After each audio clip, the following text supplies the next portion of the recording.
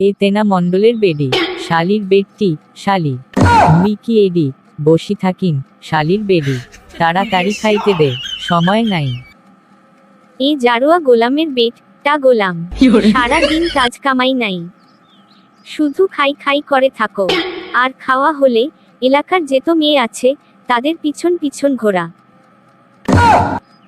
আর গাঁজা খেয়ে রাস্তা ঘাটে পড়ে থাকা। আজকে কোনো খাওয়া হবে না, জাউরা গোলামের বেডা। কেরে কেলটু, তোর কি হয়েছে? না রে ছকমল, কিছু হয় নাই। কিছু একটা তো হয়েছে তোর।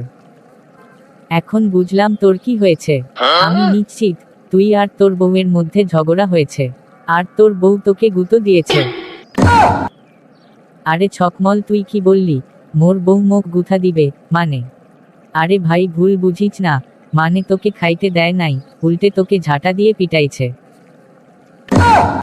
ভাই, মন খারাপ করিস না, চল দুটা টান দে, সব ঠিক হবে। তা বন্ধু, সন্ধ্যা হয়ে আসলো, আমি এখন বাড়ি যাই, না হলে আবার মোর বউ মুখ ফাটে ছিঁড়ে নাড়িতে দিবে।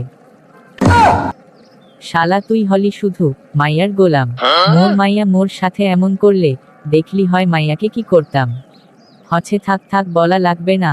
তুই যে তোর মাইয়াকে কি করতিস তা জানা আছে।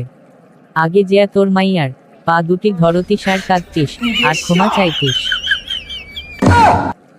আমার কথা এ শালা জানলো কি করে। হচ্ছে ভাই থাক, এখন বাড়ি যাই। জারোয়া গোলাম সেই সকালবেলা বাড়ি থেকে বের হয়ে গেছে, এখনো আসার কোনো নাম গন্ধ নাই। মনে হয় গাঁজা খেয়ে কোনো জায়গায় উল্টে পড়ে আছে। আজকে আসুক আগে বাড়ি, ঝাঁটা দিয়ে এমন পিটান পিটামু, গাঁজা খাওয়া ভুলবে ভুলবে, সাথে ওর বাপের নামও ভুলবে।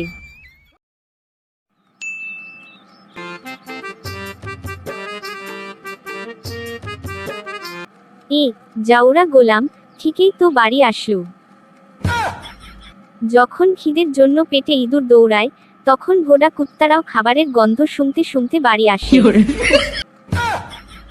প্লিজ আমাকে ক্ষমা করে দেব, আমার ভুল হয়েছে, আমি আর তোমার সাথে রাগ করব না, প্লিজ।